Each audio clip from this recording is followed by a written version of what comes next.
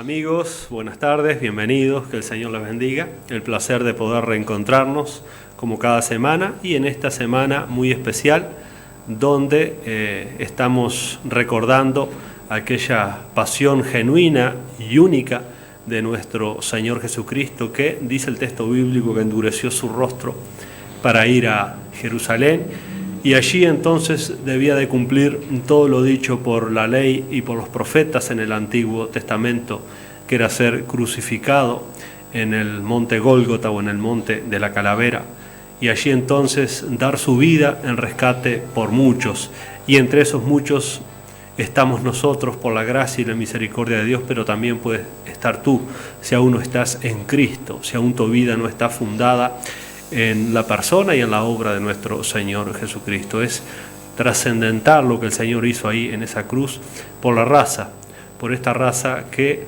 tuvo un serio problema en el comienzo, que fue rebelarse en contra de su Creador, cuando el Señor les había dado una orden, un mandamiento enfático, dice: el día que coman de este árbol del conocimiento del bien y del mal, entonces el día que de él coman ciertamente morirán. Y por eso es que la muerte es una realidad en nuestra vida, que nadie la desea, nadie la quiere, nadie la pide, pero es parte de nuestra naturaleza. ¿Por qué? Porque el hombre decidió rebelarse en contra de su Creador. Pero Dios, en su gracia, en su bondad y misericordia, no dejó las cosas así nomás, sino que proveyó el medio. Y ese medio viene de parte de Dios, no podía venir de parte del hombre, es imposible. Por eso todo el esfuerzo que el hombre haga con muy buenas intenciones, nos quedamos cortos. Por eso el Señor Jesucristo tomó la iniciativa, se hizo hombre, se hizo uno de nosotros, caminó en esta tierra y enseñó el camino al Padre. Y Él mismo dijo ser el camino. Yo soy el camino, la verdad y la vida. Nadie, dice, va al Padre si no es por medio de mí. Por eso nosotros estamos cada semana hablándoles y anunciándoles de este Jesús que su tumba está vacía. Usted puede ir allí a Jerusalén y podrá ver las ruinas. Él no está en esa tumba. No hay un epitafio que dice: aquí descansa fulano de tal, como lo tienen todos los demás líderes religiosos, pero fueron simples personas. Allí tiene la tumba de Mahoma, de Confucio, del Dalai Lama y de cuanto usted me quiera nombrar. Pero Cristo es único. Cristo es el vencedor, Cristo es el Rey de Reyes, es el Señor de Señores, venció el pecado, venció el diablo, venció la condenación, y Él ascendió el tercer día, resucitó, y hoy, ahora mismo en estos momentos, Él se encuentra a la diestra de la majestad en las alturas. ¿Qué está haciendo allí Jesús? Está intercediendo delante del Dios Santo por todos aquellos que vienen a Él en arrepentimiento y fe. Todos los que a Él vienen, dice que no los echa fuera. Entonces, ¿cómo no anunciar esta obra tan genuina, tan poderosa de nuestro Señor Jesucristo? Que dio su vida, derramó su sangre, para que nosotros, que somos simples mortales, simples pecadores, llenos de imperfecciones, llenos de debilidades por causa de nuestro pecado, ¿cómo no dar gracias a Dios por lo que ha provisto para esta tierra? Pero lo mejor está por venir, que es entonces la vida eterna por siempre y para siempre con la bendita Trinidad. Dios el Padre, Dios el Hijo y Dios Espíritu Santo, estaremos para siempre, ya en cuerpos glorificados, así como el Señor resucitó con un cuerpo glorificado. Él ha prometido que nosotros también un día resucitaremos con un cuerpo glorificado. ¿Qué quiere decir eso? Bueno, que ese cuerpo no se va a enfermar, ese cuerpo no se va a envejecer, ese cuerpo no va a tener defecto. Ese cuerpo entonces va a ser semejante a la de la gloria suya, como dice Pablo en Filipenses. ¡Cuántas promesas! ¡Qué hermoso es el Evangelio! Entonces, ¿cómo no anunciar a ustedes estas buenas nuevas? Eso es lo que significa Evangelio, buenas noticias de Dios para el hombre. Hay esperanza, querido amigo, amiga, cualquiera sea tu situación, si eres niño, si eres joven, adolescente, anciano, no importa. Para ti es el Evangelio. Es para ti. Quizás el joven diga: no, yo soy muy joven. No, es para ti. Quizás el anciano dice: yo ya viví toda mi vida. No, es para ti. Hoy es el día que Dios nos concede para abrir nuestro corazón, para abrazar este Evangelio precioso, para experimentar esta vida plena que Jesús nos da. Así que sean todos bienvenidos. Buenas tardes, Marco. También bienvenido. Dios te bendiga. Buenas tardes, pastor. Buenas tardes a la teleaudiencia, al director que está haciendo que esto llegue a ustedes, el agradecimiento al Señor una vez más, y por qué no, debería estar en primer lugar, ¿no? El Señor primero siempre. Contento de poder estar visitándoles por este medio, también exhortando a que reflexionemos sobre estos días en particular. Es una etapa del año como para que estemos hincando el diente a la reflexión, al pensamiento, a la búsqueda de este buen Dios que está de brazos abiertos esperándonos para que Él nos aliente, nos consuele, nos aconseje, nos guíe, nos nutra de su amor. Entonces, como iglesia estamos funcionando en la ciudad de Mercedes, estamos en la calle 18 de Julio, al sur de la ciudad, pasando Piedras, ahí está el templo, son todos muy bienvenidos, tenemos distintas actividades en la semana.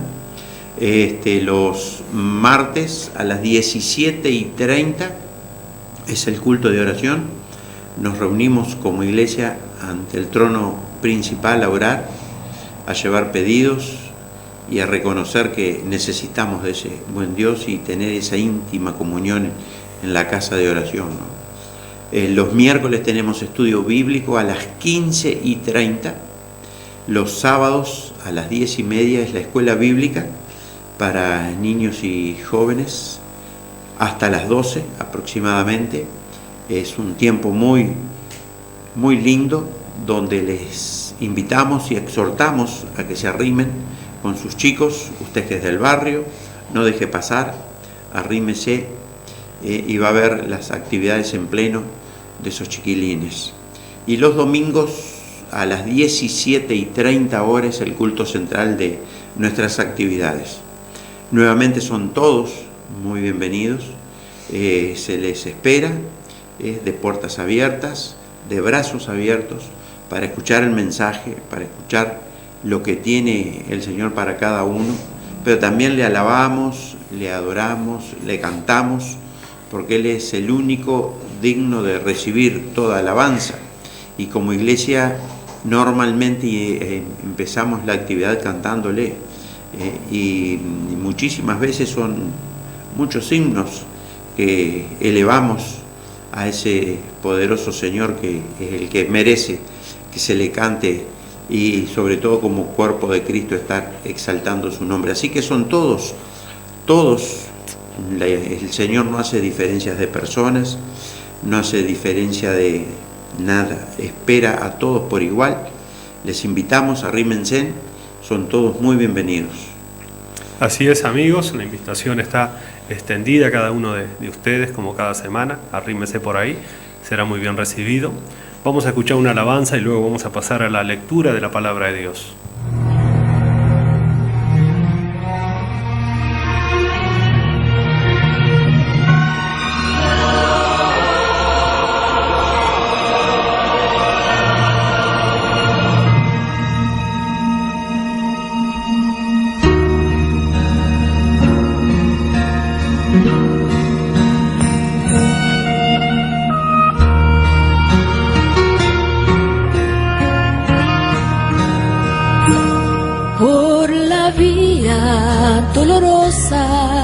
Triste un día en Jerusalén, los soldados abrían paso a Jesús,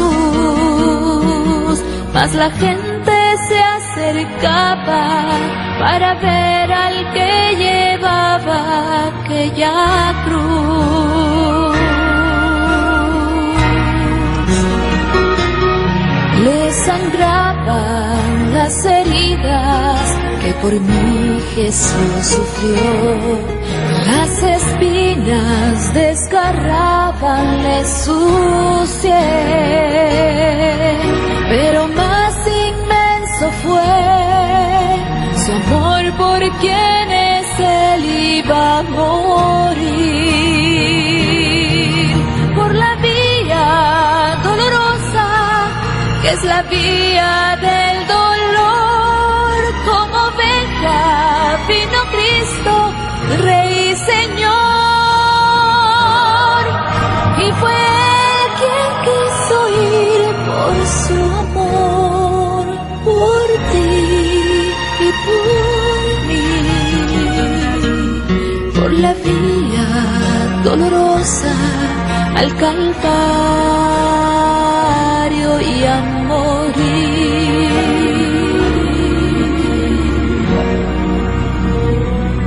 Cargando su cruz a cuesta, mi Señor Jesús subió a la cumbre del Calvario con valor.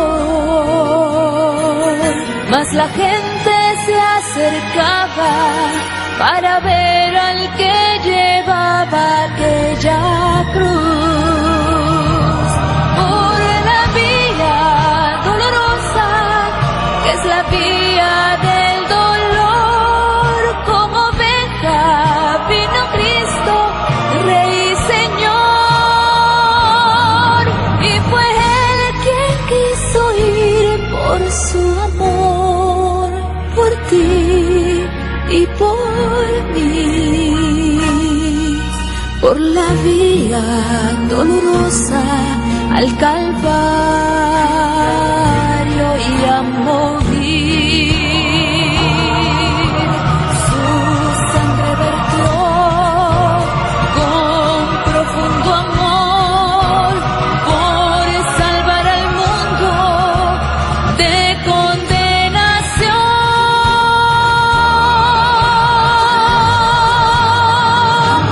Por la vía dolorosa, que es la vía del dolor, como oveja vino Cristo, Rey y Señor. Y fue Él quien quiso ir por su amor, por ti y por mí, por la vía dolorosa al Calvario y a morir.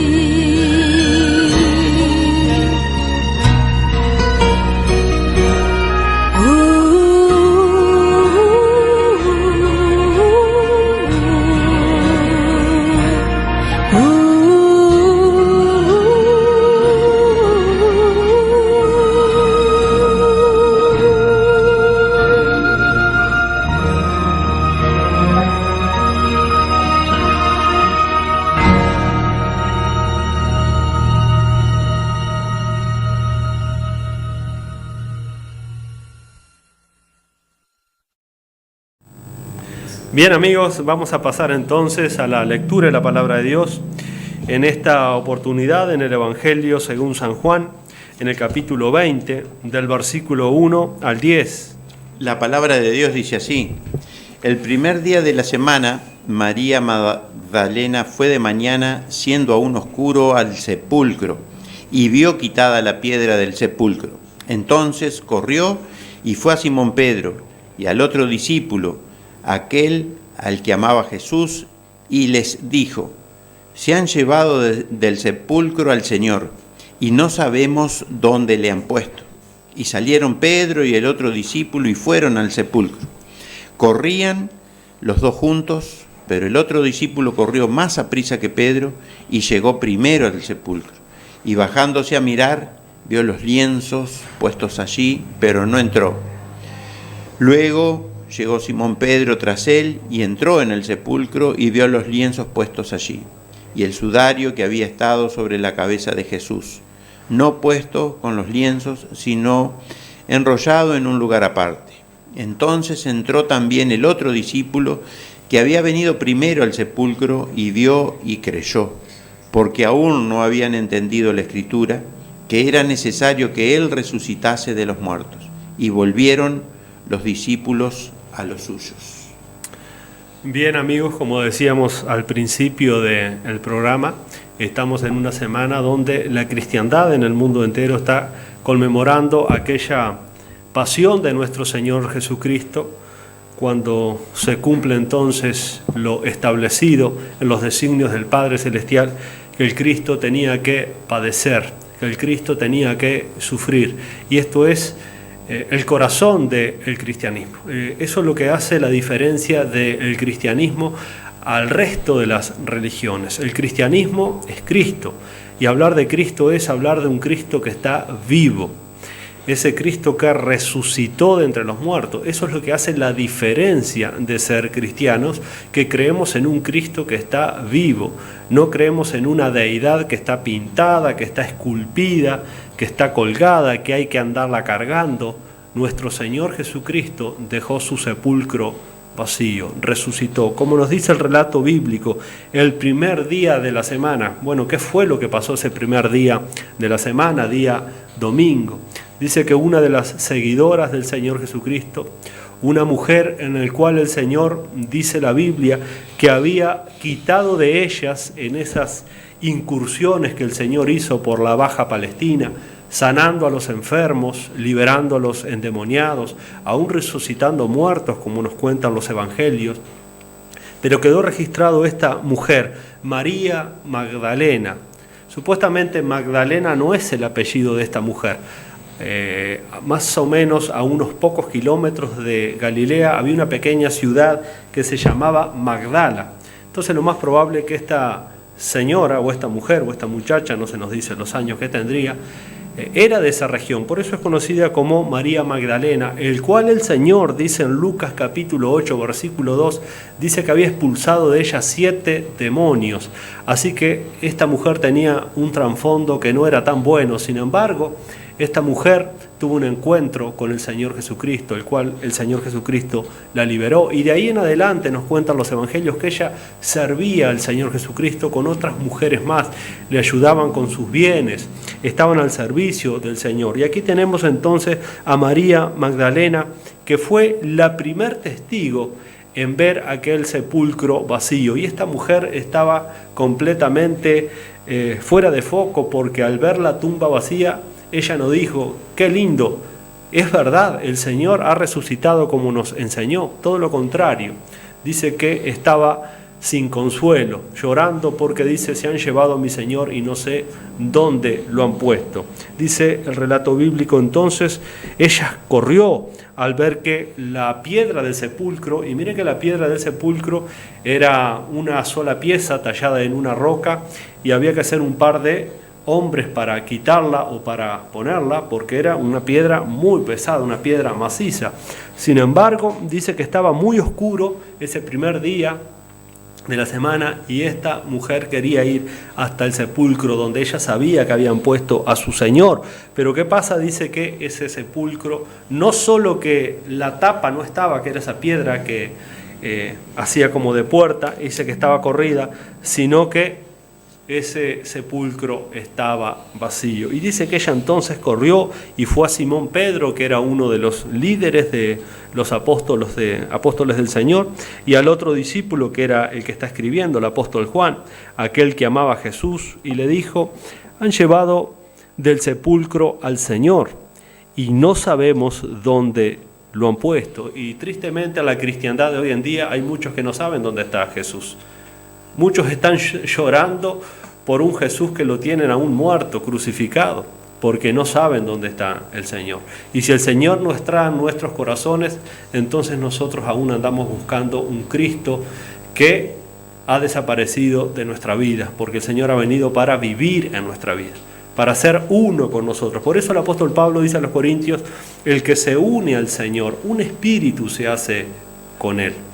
Y ese espíritu que se une con el Señor nos hace vivir la vida cristiana. Es como dice Pablo allá en Gálatas 2:20, con Cristo estoy juntamente crucificado y ya no vivo yo, dice Pablo, mas Cristo vive en mí. Y la vida que ahora vivo en la carne, la vivo por fe en el Hijo de Dios que me amó y se entregó por mis pecados.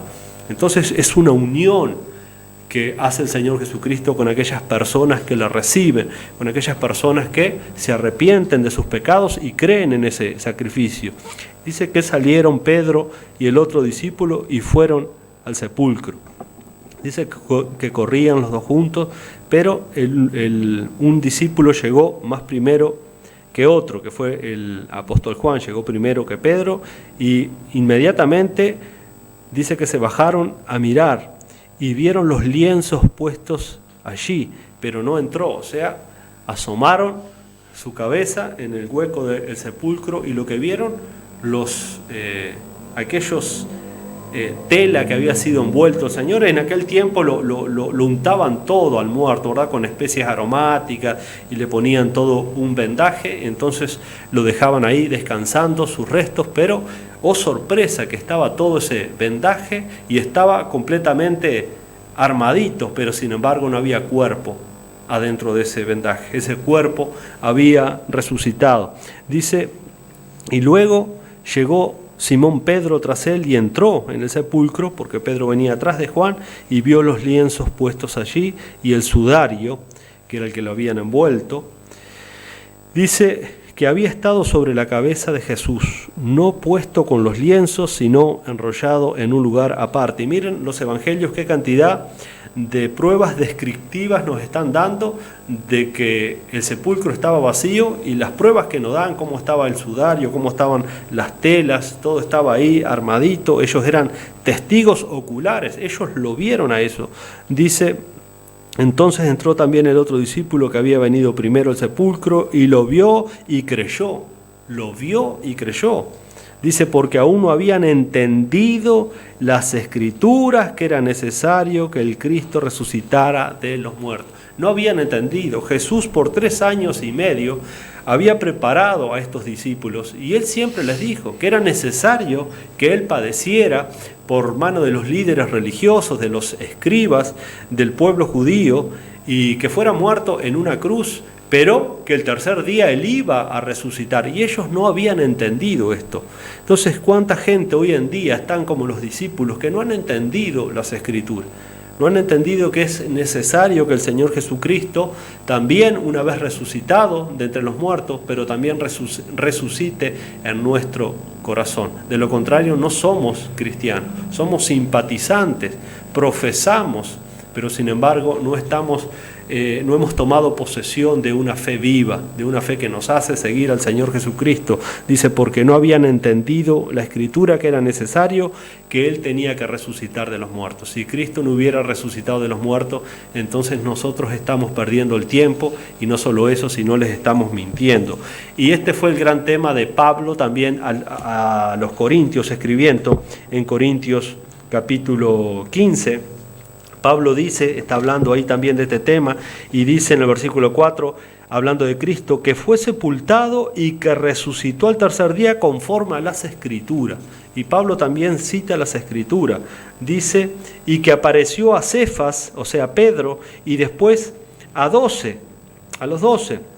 Versículo 6 dice, después apareció a más de 500 hermanos, a más de 500 personas. Antes que el Señor ascendiera a los cielos, se apareció vivo a más de 500 personas, dice el apóstol Pablo, que lo vieron, de los cuales muchos viven, dice Pablo aún, y otros ya duermen, o sea, otros ya murieron en el Señor. Pero Pablo está diciendo que cantidad de gente vio una vez que el Señor resucitó antes de ascender a los cielos. Lo vieron cantidad, dice, y después apareció a Jacob, después a todos los apóstoles, y al último de todos, como un abortivo, dice el apóstol Pablo, se me apareció a mí. Pablo también tuvo un encuentro con ese Cristo vivo. Le habló ese Cristo, le habló cuando Pablo era enemigo del cristianismo, que iba camino a Damasco a perseguir a los cristianos. El Señor entonces se le aparece en la mitad del camino, y ahí Pablo dice, se me apareció a mí, donde el Señor le dice, Saulo, Saulo, ¿por qué me persigue?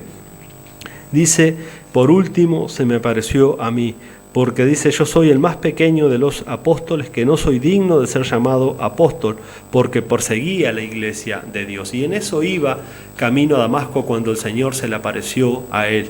Pero Pablo está dando aquí defensa también de la doctrina, de la enseñanza bíblica de que Cristo resucitó. ¿Por qué? Dice, versículo 14, y si Cristo no resucitó, entonces vana es nuestra predicación, vana es también nuestra fe.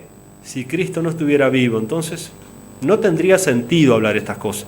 Si nosotros no tuviéramos esa convicción de que el Señor Jesucristo resucitó, entonces yo estaría matando hormigas en mi casa. No estaría acá no estaría hablándole a ustedes estas cosas, estas verdades. Pero he aquí que un día yo también tuve un encuentro con este Cristo vivo. Por eso lo creo, por eso les hablo a ustedes, porque lo que dice la Biblia es verdad. Yo lo experimenté, Marcos lo ha experimentado, mucha gente lo sigue experimentando. Cristo es real, no es un Cristo que está en un cuadro, no está en una cruz, no se saca los Viernes Santos para hacer una procesión, no. Cristo está vivo los 365 años, los 365 días del año. A mí me molesta mucho cuando se habla de Semana Santa. La Biblia no dice una Semana Santa. La Biblia dice una vida santa. Es muy fácil hacer algunos ritos religiosos la Semana Santa. A mí me molesta el tema Semana Santa. No, hablemos de vidas santas, hablemos de vidas transformadas todos los días del año. Porque es muy fácil seguir una rutina religiosa y después si te he visto no me acuerdo. No es así, queridos amigos. Cristo vino para darnos no una Semana Santa, esas son tradiciones de los hombres. Yo no leo de Génesis a Apocalipsis, no leo una Semana Santa en la Biblia. Yo lo que veo son vidas santas, vidas transformadas. Entonces, ¿cuánto nos cuesta despojarnos de ese ropaje religioso y realmente creer lo que la Escritura dice? Ellos no habían entendido la resurrección de Cristo porque no habían entendido las Escrituras. Y cantidad de gente, tristemente, tenemos en nuestra cristiandad que aún no ha entendido la Escritura. Dice entonces Pablo, vana es también nuestra fe y somos hallados falsos testigos de Dios porque hemos testificado de que Él resucitó a Cristo, o sea, Dios, el cual no resucitó, si en verdad los muertos no resucitan. Y luego Pablo dice, porque si los muertos no resucitan, tampoco Cristo resucitó. ¿Y qué pasó si Cristo no resucitó? Dice, y si Cristo no resucitó, vuestra fe es vana, aún están en vuestros pecados. En otras palabras, estamos perdidos. Si Cristo no resucitó, pero gloria a Dios que Cristo fue las primicias de los que resucitaron. Y porque Él está vivo, querido amigo, amiga, porque Él está vivo, Él escucha la oración.